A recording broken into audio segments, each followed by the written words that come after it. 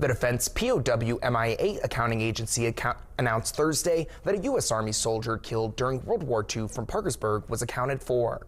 According to the news release, U.S. Army Private First Class Richard Summers was killed in action while his unit was on patrol in Wildenguth, France in 1945. Private First Class Summers was a Parkersburg native and was killed at the age of 19.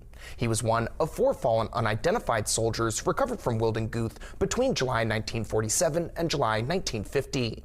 In August 2022, the Department of Defense and American Battle Monuments Commission exhumed him from DNA analysis. Scientists also used dental and anthropological analysis to help identify Summers.